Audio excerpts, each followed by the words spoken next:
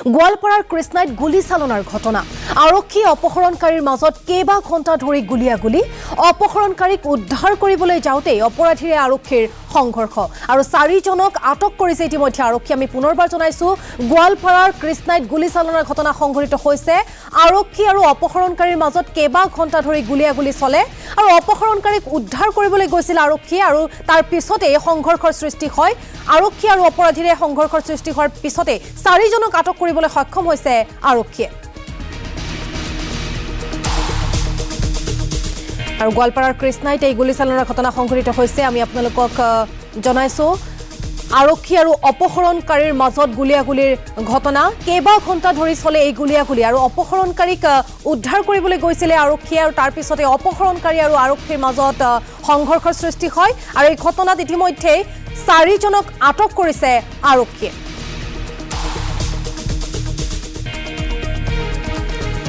আৰু এই সন্দৰ্ভত কিছু তথ্য আমাক দিব আমাৰ গোৱালপাৰা সাংবাদিক উদিত নাৰায়ণ কলিতা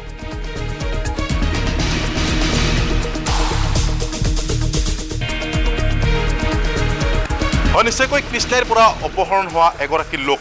নাম ৰবিউল ইছলাম বগুৱান থানাৰ অন্তৰ্গত কাৰাইখোৱা অঞ্চলৰ এগৰাকী ব্যৱসায়ী আৰু বিগত 4 দিন পূৰ্বে কৃষ্ণাইৰ পৰা অপহৰণ কৰা হৈছিল এই ৰবিউল ইছলামক আৰু সেই অপহৰণকাৰীৰ বিৰুদ্ধে আৰক্ষীৰ অভিযান অব্যাহত আছে আৰু গোৱালপাৰা জিলাখনৰ যি পেটকাটা আছে মনৈ থানাৰ অন্তৰ্গত পেটকাটাত যোৱা নিশা গোৱালপাৰা আৰক্ষীৰ শীৰ্ষ বিষয়া দল এতিয়া অভিযান চলায় আৰু এটা ঘৰত অপহৰণকাৰী দল এটি আছিলে আৰু সেই দলটিৰ থকাৰ তথ্য লাভ কৰি আৰক্ষীয়ে স্থানত অভিযান চলাইছিল আৰু প্ৰথম অৱস্থাত আচলতে অপহৰণকাৰী দলটোৰ সৈতে আৰক্ষীৰ গুলীয়াগুলী সংঘটিত হয় আৰু তাৰ পিছত অপহৰণকাৰী দলটো আৰক্ষী জালত পৰা বুলি জানিব পৰা গৈছে আৰু এই মুহূৰ্তত মই সেই স্থানত উপস্থিত আছোঁ প্ৰথমে দৃশ্য দেখুৱাইছোঁ নিউজ লাভৰ দৰ্শকসকলক এই জুপুৰি সদৃশ বাসগৃহটো যে দেখিছে আপোনালোকে এই স্থানতে আচলতে অপহৰণকাৰী দলটো বিগত 4 দিন ধৰি বাহৰ পাতি আছিলে আৰু ৰবিউল ইছলাম নামৰ যি ব্যৱসায়ীজন আছিলে কাৰাইখোৱা অঞ্চলৰ সেই ব্যৱসায়ীজনক যে অপহৰণকাৰী এই দলটিয়ে অপহৰণ কৰাৰ পিছত এই দলটি আচলতে এই স্থানত নিৰাপদ স্থান বুলি ভাবি তেওঁলোকে এই স্থানত আশ্ৰয় লৈ আছিলে আৰু আৰক্ষীয়ে অভিযান চলাই এই স্থানত সেই অপহৰণকাৰী দলটোক আটক কৰিবলৈ সক্ষম হৈছে আমি নিউজ লাভৰ দৰ্শকসকলক দেখুৱাইছোঁ এই দৃশ্য কিন্তু এই মুহূৰ্তলৈ কিন্তু অপহৃত লোকজনক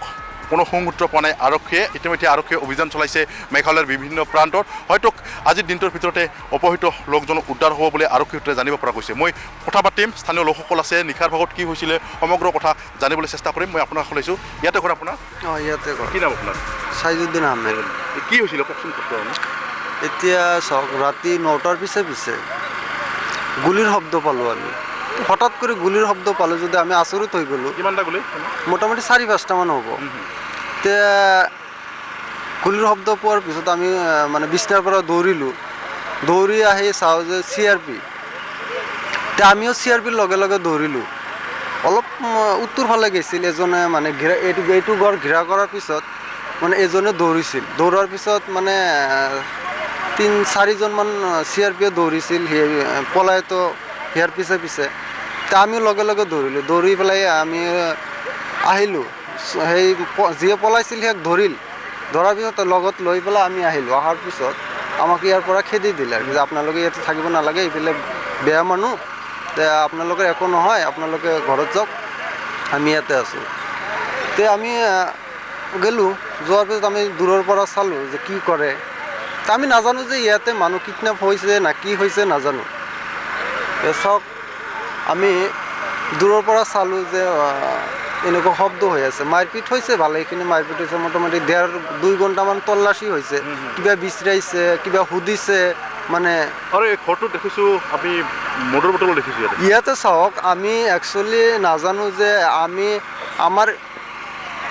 গাঁৱতে যে এনেকুৱা মানে মদৰ বটল আনি পেলাই খাই আছে আমি নাজানো যদি এইটো বস্তু আমি জানিলোঁ হয় তেনেহ'লে CRP আহিব নালাগিলেহে গাঁওবাসীয়ে আমি কিবা এটা কৰিলোঁ হয় 4জন আছিলে এতিয়া এইটো ঘৰৰ মানুহ লৈ পেলাই 4জন নাম কি মানুহজনৰ নাম সোমেশ আলী না সোমেশুদ্দিন কয় যে নহওক এইটো মানে মদ চদ লৈ পেলাই আহি ইয়াতে খাইছে মানুহ ৰাখিছে কিন্তু লাষ্টত আমি গম পালোঁ CRPবিলাকে কৈ গ'ল যে ইয়াতে মানুহ এজন কিডনেপ কৰি লৈ পেলাই ইয়াতে 4 দিন হ'ল বাহৰ পাতি আছে আপোনালোকে নাজানো নাই আমি নাজানো আমি জানো যে এইটো ঘৰত মানুহজন যি সোমেশ আলী সিয়ে অলপ মানে কবিৰাজী কাম কৰে আমি জানো যে কবিৰাজী কাম কৰিলে মানুহ আহিয়ে থাকে যায়ে থাকে কিন্তু আজিলৈকে আমাৰ গাঁৱে একো কোৱা নাই গাঁৱৰ মানুহ একো কোৱা নাই যে কিয় মানুহ আহে তে যোৱা ৰাতিহে গম পালোঁ যে ইয়াৰ ৰহস্য কি, ৰহস্যটো ওলাই গ'ল। হয়, নিশ্চয়কৈ ৰহস্য ইতিমধ্যে যি পোহৰলৈ আহিছে। আৰু আমি যিটো বাসগৃহ দেখুৱাইছোঁ এই স্থানতে ৰবিউল ইছলাম নামৰ যি লোকজনক অপহৰণকাৰী এই দলটি যি দলে আচলতে অপহৰণ কৰিছিল 4জনীয়া এটা দল, সেই দলটি এই স্থানতে আছিলে। কিন্তু ৰবিউল ইছলামক কোনো বেলেগ স্থানত আচলতে ৰাখি কিনে তেওঁলোকে এই স্থানতে বাহৰ পাতি আছিলে, আত্মগোপন কৰি আছিলে সেই দলটি। আৰু আৰক্ষীয়ে অভিযান চলাই এই স্থানৰ পৰা অপহৰণকাৰী দলটিক ইতিমধ্যে গ্ৰেপ্তাৰ কৰিবলৈ সক্ষম হৈছে। আমি নিউজ লাভৰ দৰ্শকসকলক দেখুৱাইছোঁ এই দৃশ্য। এয়া হৈছে যি পেটকাটা অঞ্চলৰ দৃশ্য আৰু পেটকাটা গাঁওখনৰ যি সোমেশ আলী নামৰ লোকজনৰ এটা ঘৰ। আৰু এই স্থানতে বিগত 4 দিন ধৰি